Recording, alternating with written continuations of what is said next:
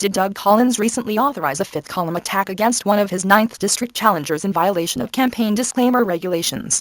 Recently, shortly after 9th District U.S. Representative Doug Collins learned that former House colleague, Dr. Paul Brown, would contend for his House seat alongside 3 challengers already declared to run in the May 9th District primary, certain news unfavorable to Brown's intentions began to be publicly distributed.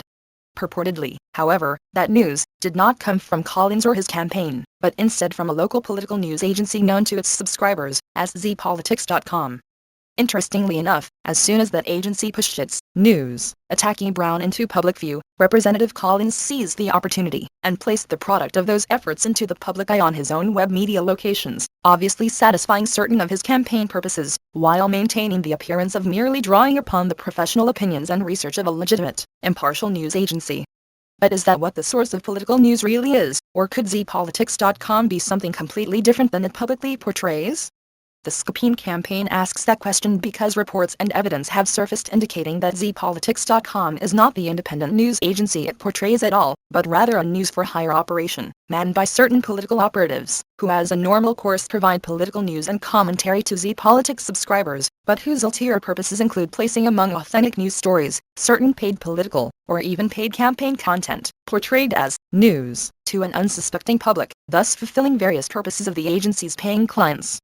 Were that the case, rather than being known as a responsible and impartial news agency, one that holds itself to the highest journalistic standards, zPolitics might be better understood as a fifth column publication, essentially a secret news-for-hire bureau, offering paid infomercials to its subscribers, without them knowing it, alongside any independent news and commentary it may publish, no disclaimers revealing those private purposes.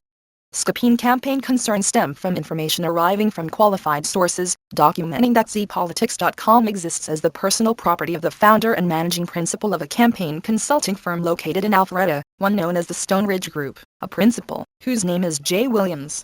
That information would not be so hard to digest except that Stone Ridge Group also showcases itself as Doug Collins' hired campaign consulting firm, the one the congressman would trust to help bring him victory in the May primary over that very same Paul Brown, as well as the other challengers, Scupin, Fitzpatrick and Fontaine.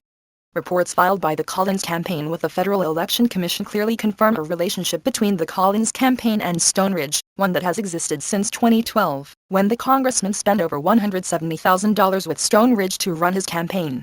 Evidence of that relationship continues to today, the last report, filed after the fourth quarter of 2015, showing funds paid from the Collins campaign to Stone Ridge among the other quarterly expenditures.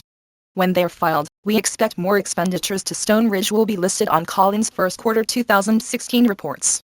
Merriam-Webster defines the term, fifth column, as a group of secret sympathizers or supporters of an enemy that engage in espionage or sabotage within defense lines or national borders. Secret sympathizers?